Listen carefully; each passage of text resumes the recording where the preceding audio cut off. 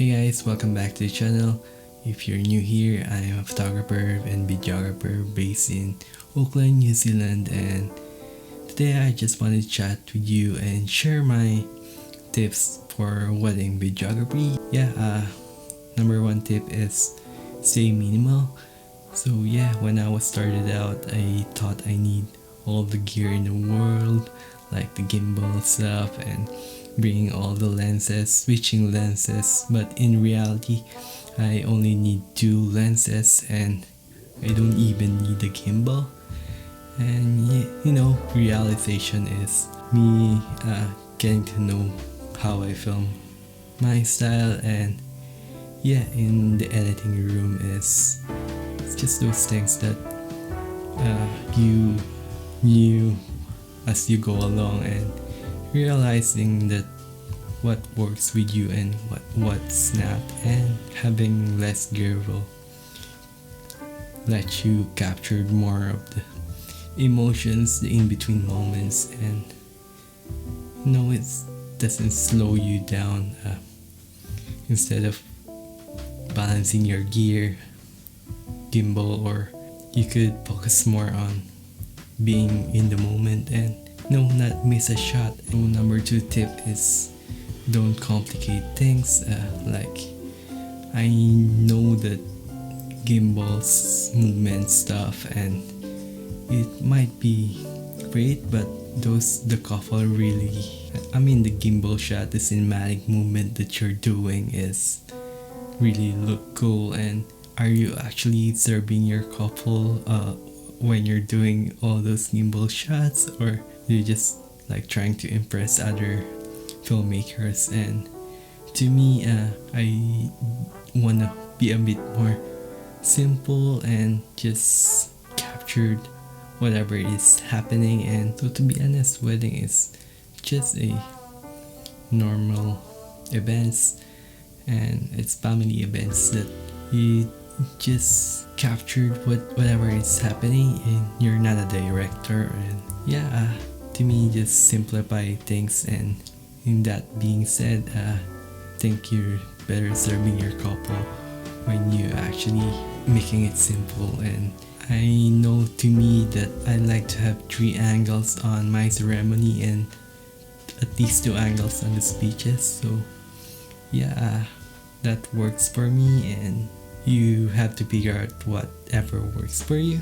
So tip number 3 is plan how you gonna actually shoot on the wedding day. What I mean with that is knowing the timeline.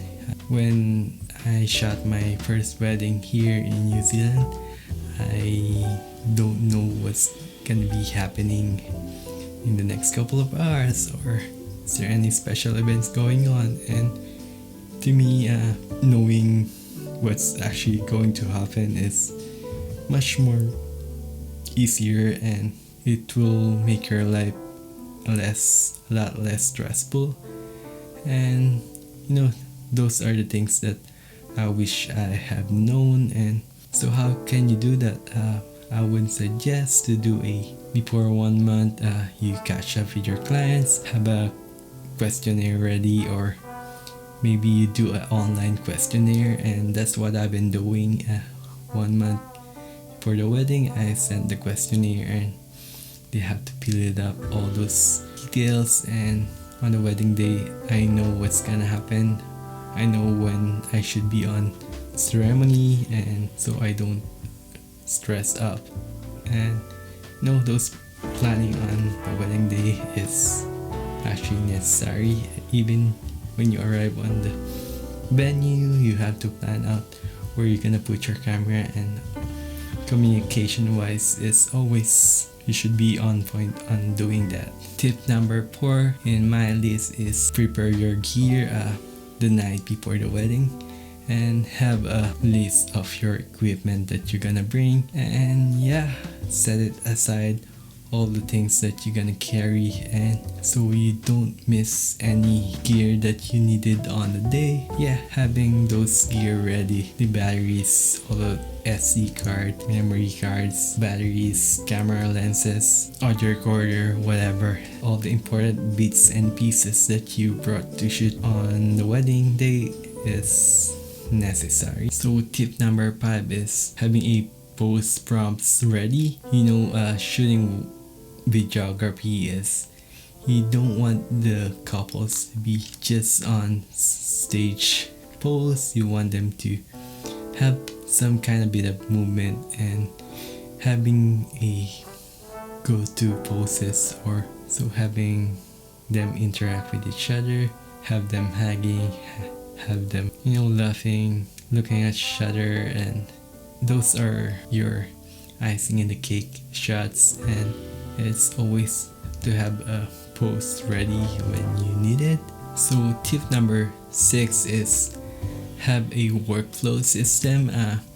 From having a couple contact you, have those system in place, have an email template that you send, that you follow up, and when they book, you have that email ready as well. Simplifying those stuff will help you on the long run.